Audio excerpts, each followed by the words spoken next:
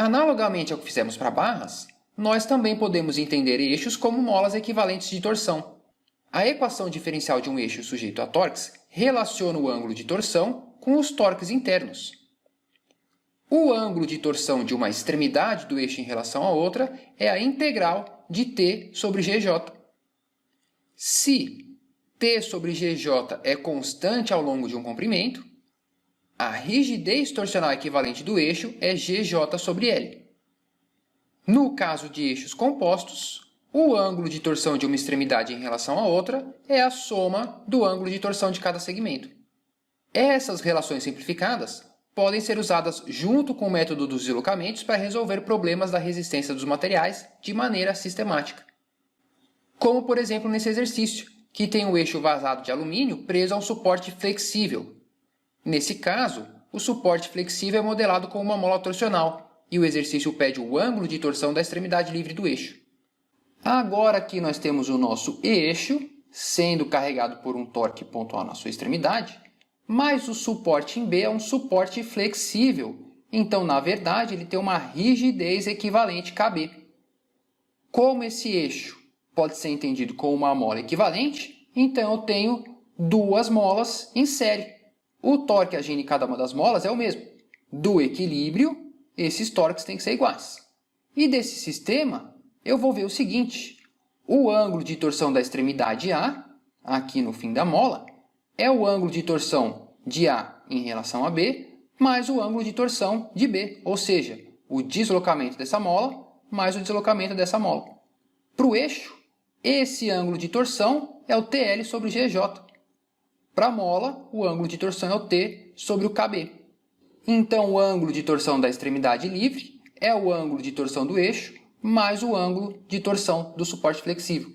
É o que a gente espera. Como as molas estão em série, a rigidez equivalente a isso daqui é isso que apareceu na nossa expressão. Para o eixo vazado, o momento de inércia polar é isso daqui. Então, o ângulo de torção da extremidade livre é essa expressão. Substituindo os valores dados, esse ângulo de torção é 71,1 miliradianos. Compare a solução do exercício com a solução completa da equação diferencial. GJ d2φ dx2 é o menos Tzinho de x. Não tenho torques ao longo do meu eixo, Tzinho de x é zero. Integro duas vezes, aparecem as duas constantes de integração. Agora, nesse eixo, suportado por uma mola flexível, quem são as condições de contorno? Em A, tem um torque pontual sendo aplicado. T de L é TA. E em B, tem uma mola. Se o deslocamento angular na mola é positivo, o torque na mola é para a direita. A ação e reação, o torque de reação no eixo é para a esquerda. Da convenção de sinais da Resmate, esse torque é positivo. Então, eu posso escrever o seguinte: o torque em zero é KB vezes φ de zero. Tenho duas condições de contorno, duas constantes de integração.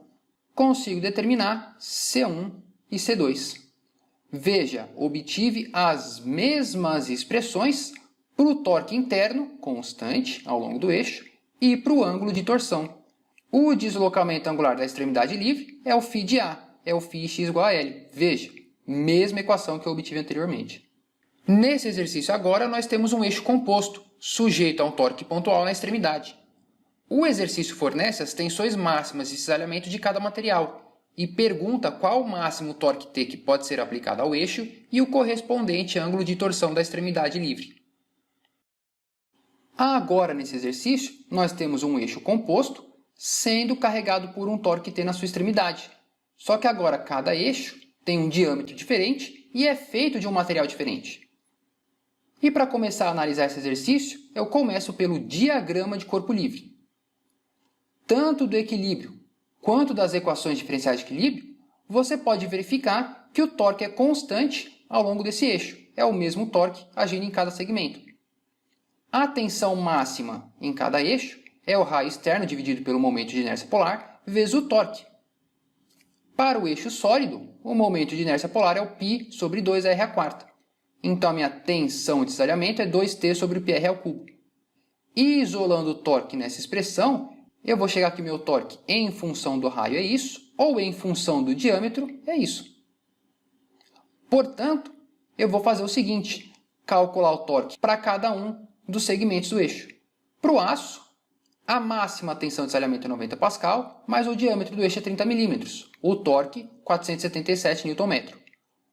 Para o alumínio, a tensão de desalhamento máxima é 60 megapascal, menor que do aço, só que o diâmetro é maior, 50 milímetros. Então o torque é 1473 Nm.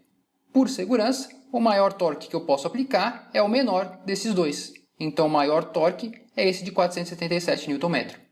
Quem que é o ângulo de torção correspondente? Bom, eu tenho as duas molas em série sujeitas ao mesmo torque. O ângulo de torção é o ângulo de torção de cada um dos eixos. Substituindo os valores, o ângulo de torção da extremidade livre, 49,4 miliradianos. Esse exercício agora tem dois eixos idênticos, fixos em A e C e interconectados pelas engrenagens B e D. Se um torque T é aplicado à engrenagem B, o exercício pergunta os torques de reação em A e C em cada eixo. Esse exercício agora tem dois eixos idênticos, e aqui as engrenagens de raio R e raio 2/3 de R, e ele fala que está engastado em A e C. Na verdade, não necessariamente precisam estar engastados. Aqui em A e C eu posso ter partes da máquina que não estão representadas no problema para simplificar a nossa análise. Mas a análise é sempre a mesma. Como que eu começo esse problema? Fazendo um diagrama de corpo livre. Aqui eu represento o diagrama de corpo livre do sistema, dos eixos, o torque em T sendo aplicado e os torques de reação TA e TC. E eu vou fazer um diagrama de corpo livre das engrenagens do eixo. A engrenagem B, eu vou falar que tem um raio Rzão, e a engrenagem D, um raio Rzinho. E o que eu vou representar? Aqui na engrenagem B, o torque externo T, o torque de reação TA e a força F no ponto de contato.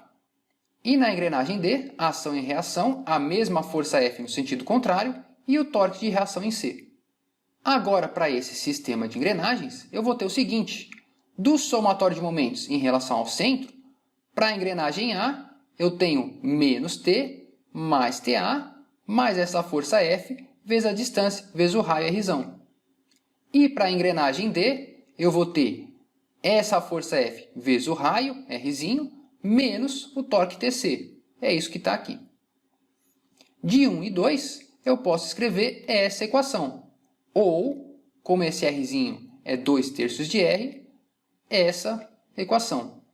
Veja que eu tenho duas incógnitas, TA e TC, e uma equação de equilíbrio. Então, isso é um problema hiperestático. Eu preciso especificar como esse sistema se deforma para resolver. E aqui que entra o segundo passo do método dos deslocamentos, esboçar a geometria da deformação. Eu vou admitir o seguinte, não há deslizamento entre as engrenagens, ou seja, se essa engrenagem B rotaciona de uma quantidade φB, essa engrenagem C rotaciona de uma quantidade φC. Esse comprimento de arco tem que ser igual nas duas engrenagens, porque não há deslizamento. Ou seja, R vezes φB tem que ser Rzinho vezes φC. Então agora eu escrevo a minha equação de compatibilidade. O ângulo φD tem que ser 3/2 φ de B. E aí eu sei que esses ângulos de torção são os próprios ângulos de torção dos eixos. Φ é o TL sobre GJ. Então esse ângulo de torção do eixo CD é TL sobre GJ do eixo CD e esse ângulo de torção é o ângulo de torção do eixo AB. Como os eixos são idênticos, L sobre GJ é igual para os dois. Então eu tenho que TC é 3/2 de TA. Consegui escrever uma segunda equação. Da equação de equilíbrio e da equação de compatibilidade, eu posso calcular os meus torques de reação TA, 4/13T, e TC, 6/13T. Nesse exercício, nós temos um eixo composto biengastado, mas cada segmento do eixo tem um diâmetro diferente. O exercício pergunta qual o comprimento A do eixo AC para que, primeiro, a máxima tensão de cisalhamento seja a mesma nos dois eixos e, segundo, para que o torque interno resultante nos dois eixos seja o mesmo. E para começar esse problema, eu tenho que começar determinando o torque interno em cada eixo em função do torque T0. Cada eixo pode ser entendido como uma mola torcional. O diagrama de corpo livre eu tenho os torques de reação TA e TB e o torque externo sendo aplicado T0. Do equilíbrio, somatório de momentos na direção x tem que ser 0, menos TA mais T0 menos TB tem que ser 0. Escrevi a minha equação de equilíbrio. E quem que é a geometria da deformação? Veja, as duas molas estão presas no mesmo ponto. Os dois eixos estão sujeitos aos mesmos deslocamentos angulares. Então, as duas molas estão em paralelo. A rigidez equivalente é a soma das duas rigidezes. Para cada eixo, eu sei que o ângulo de torção é o TL sobre GJ. A rigidez equivalente do eixo é o GJ sobre L. Para o eixo A, o momento de inércia polar é o IPA e o comprimento é A. E para o eixo B, o momento de inércia polar é IPB e o comprimento é L menos A. É isso que está aqui. O ângulo de torção do ponto C, φC, é o torque T0 dividido pela rigidez equivalente. É isso daqui. Se eu determinei o ângulo de torção do ponto C, então eu posso calcular o torque em cada eixo. Então, o torque TA é o KA vezes φC. O torque TB é o KB vezes φC. Note, TA é positivo, então é mais KA vezes φC. TB é negativo, menos KB vezes φC. Substituindo esse φC que nós calculamos, eu cheguei nas minhas expressões para os torques de reação TA e TB em função do T0. Agora sim, eu consigo partir para a análise do exercício. No item A, ele pede que a máxima tensão de cisalhamento seja a mesma nos dois eixos. A tensão de cisalhamento é o torque vezes o raio dividido pelo momento de inércia polar. Se as duas tensões têm que ser igual, bom, substituindo essas expressões dos torques, eu vou chegar nessa expressão. Ou, rearranjando para a razão A sobre L, eu tenho que A sobre L tem que ser o dA dividido por dA mais dB, o diâmetro do eixo A dividido pelas somas do diâmetro. E se o torque interno resultante tem que ser o mesmo nos dois eixos, eu igualo os dois torques. Isolando A sobre L, eu vou chegar que essa razão tem que ser o dA à quarta dividido por dA à quarta mais dB à quarta. Veja que interessante, ou eu vou ter torques resultantes iguais nos dois eixos, ou tensões de cisalhamento iguais nos dois eixos, mas não as duas condições simultaneamente. Isso vai depender do comprimento de cada eixo. Essa razão A sobre L me dá o tamanho do comprimento do eixo A. Se essa razão for exatamente igual à razão dos diâmetros, as tensões em cada eixo vão ser iguais, mas não o torque interno. Se o comprimento do eixo A for isso, então os torques resultantes vão ser o mesmo, mas não as tensões. Agora, nesse exercício, nós temos uma furadeira usada para fazer um furo numa parede. O exercício nos diz que a broca da furadeira pode ser modelada com uma barra engastada livre. E na extremidade livre, são aplicados uma força P de compressão pelo operador para fazer o furo e um torque T aplicado pelo motor da furadeira. Nessa broca, qual a máxima tensão normal agindo? Em qual plano ocorre? Agora, esse exercício é interessante porque ele começa a misturar os conceitos que nós já vimos para barras e eixos. Aqui eu tenho a minha broca, sujeita a uma força compressiva P e um torque T. Veja, se eu só tenho força e torque pontual nas extremidades da minha broca, a força interna, o torque interno tem que ser constantes. Essa força e esse torque estão entrando negativo da nossa convenção de sinais da Resmate, então os esforços internos são negativos. Se eu determinei a força normal e o torque, eu posso determinar o estado de tensões na superfície da minha broca. O que eu vou ter? Tensões normais, σx é a força normal sobre a área, é a força normal menos F sobre a área. Veja, tensões negativas, tensões de compressão. E essa tensão de cisalhamento é o R sobre J vezes o torque. Menos 16T π d ao cubo. Então, o estado de tensões de um elemento aqui na superfície do eixo é isso daqui.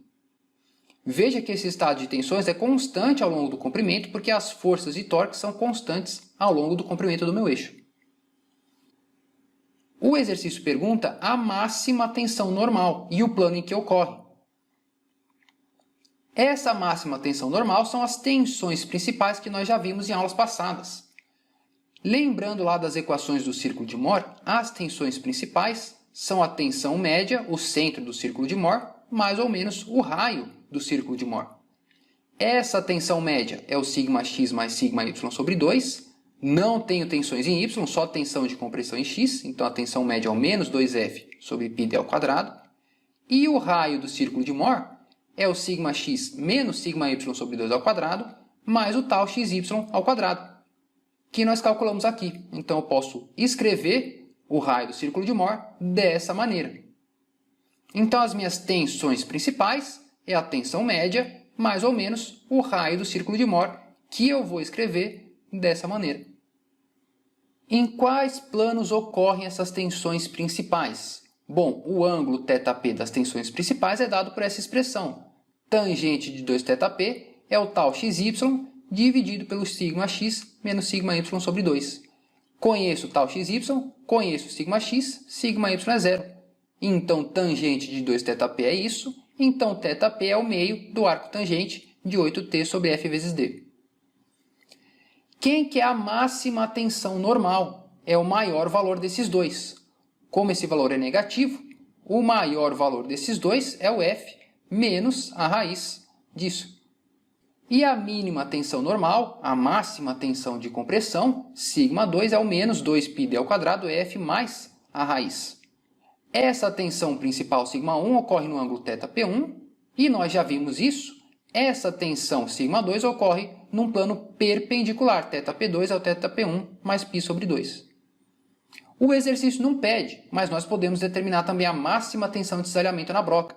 A máxima tensão de cisalhamento é o raio do círculo de Mohr, que ocorre num plano θs menos meio do arco tangente fd sobre 8t. Então, isso aqui é o que o exercício perguntou e aqui termina o exercício. Mas é interessante nós continuarmos a nossa análise. Veja que interessante os casos extremos. Se eu só tenho força axial, o meu torque é zero. Se o meu torque é zero, a minha tensão principal σ1 é zero e ocorre no ângulo de 90 graus. A mínima tensão normal, se o torque é zero, é a minha tensão de compressão, no ângulo θp igual a zero. É quando a minha broca está no estado de compressão pura. Faz sentido. Se o torque é zero, se eu só tenho força axial, só vou ter compressão pura da minha broca. A máxima tensão de cisalhamento nesse caso ocorre num plano a 45 graus. E vale exatamente metade da minha tensão de compressão. Já o outro caso extremo é quando eu só tenho torques, ou seja, a minha força axial é zero.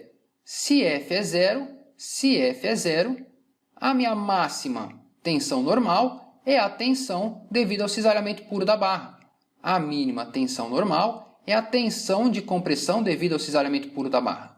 E a máxima tensão de cisalhamento é a própria tensão de cisalhamento da broca num estado de cisalhamento puro. Então as tensões principais ocorrem em planos de mais ou menos 45 graus e a máxima tensão de cisalhamento no plano θ igual a zero.